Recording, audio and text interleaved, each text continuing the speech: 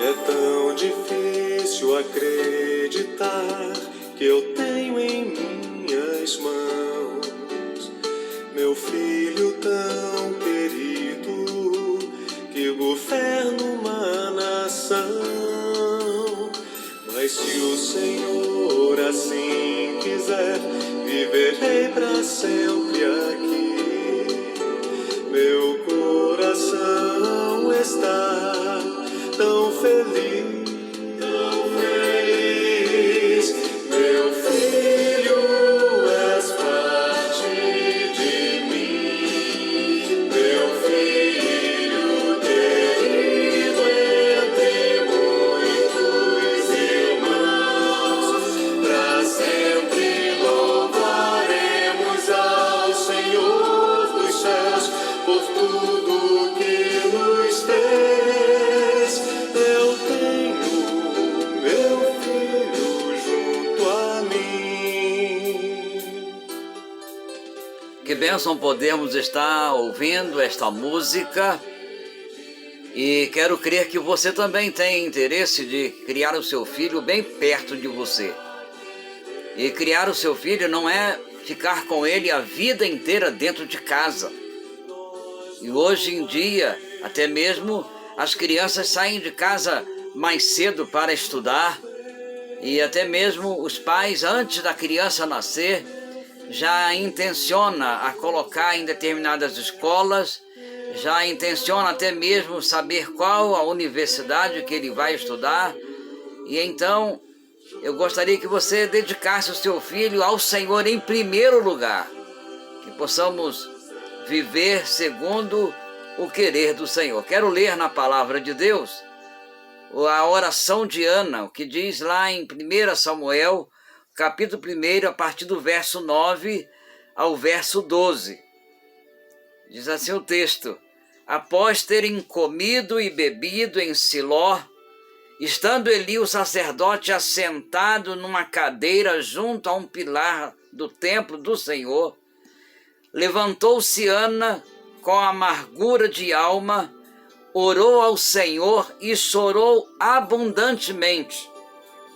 E fez um voto dizendo: Senhor dos exércitos, se benignamente atentares para a aflição da tua serva, e de mim te lembrares, e da tua serva te não esqueceres, e lhe deres um filho varão, ao Senhor o darei por todos os dias da sua vida, e sobre a sua cabeça não passará navalha.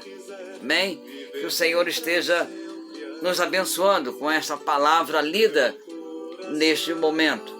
Talvez você diga assim: mas por todos os dias de sua vida, como é que é isso?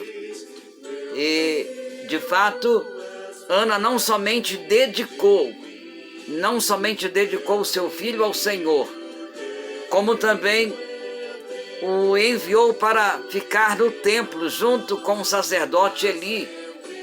E se você quiser conhecer a história de Samuel, é só ler o primeiro livro de Samuel, que você vai encontrar a história deste homem que chegou a ser sacerdote do Deus Altíssimo. Ainda assim, está realmente relacionado a não só a sua família, mas também a sua nação. E aí nós vemos nesse texto que Ana orou ao Senhor.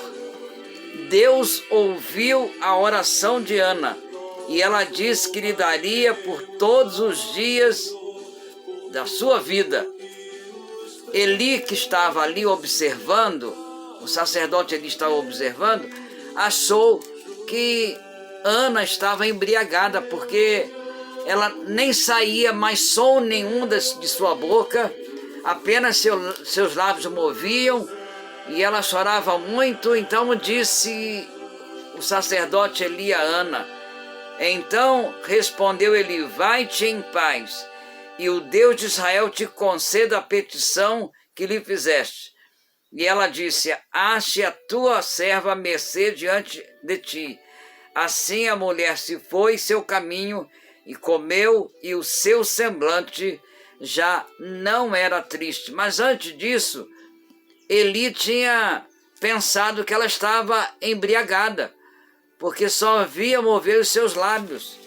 Mas ela disse: eu não bebi bebida forte, não estou embriagada, mas eu venho derramando a minha alma.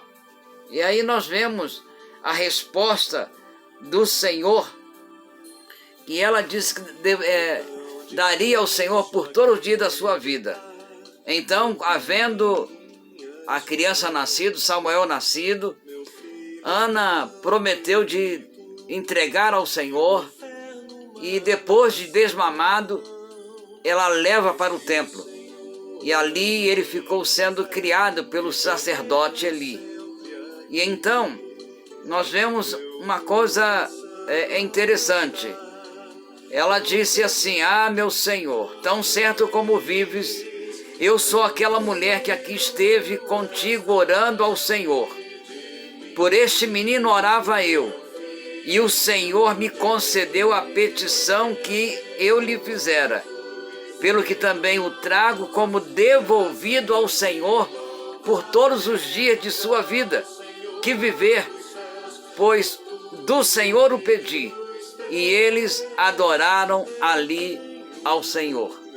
É interessante que Samuel foi para o templo, sendo criado de fato ali pelo sacerdote Eli, e nós vemos que Ana foi para casa feliz porque havia recebido do Senhor o que havia lhe pedido. Porém, nós vemos que Deus também abençoou Ana de tal maneira, abençoou a Ana, abençoou Samuel de tal maneira que, quando lemos no versículo 21 do capítulo 2 de 1 Samuel, diz assim: abençoou o Senhor a Ana, e ela concebeu e teve 3 filhos e 2 filhas, e o jovem Samuel crescia diante do Senhor. Então, ela não podia ter filhos. E depois ora ao Senhor e Deus lhe concede um filho. Independente disso, nós, pais, devemos consagrar nossos filhos ao Senhor. E ela não só levou ao templo, e a idade aproximada que Samuel tinha quando foi para o templo era de 4 a 6 anos. Talvez você diga assim, mas parece uma covardia. Não, ela havia prometido ao Senhor. E isso ocorreu. Depois do menino ter sido desmamado, ela enviou para a igreja, para o templo, e ali o sacerdote Eli conduziu aquele jovem à sua presença.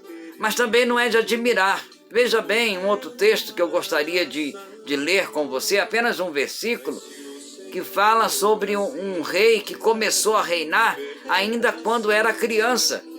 Diz assim o texto de 2º livro das Crônicas, capítulo 24, o versículo 1, diz assim: tinha Joás 7 anos de idade quando começou a reinar, e 40 anos reinou em Jerusalém.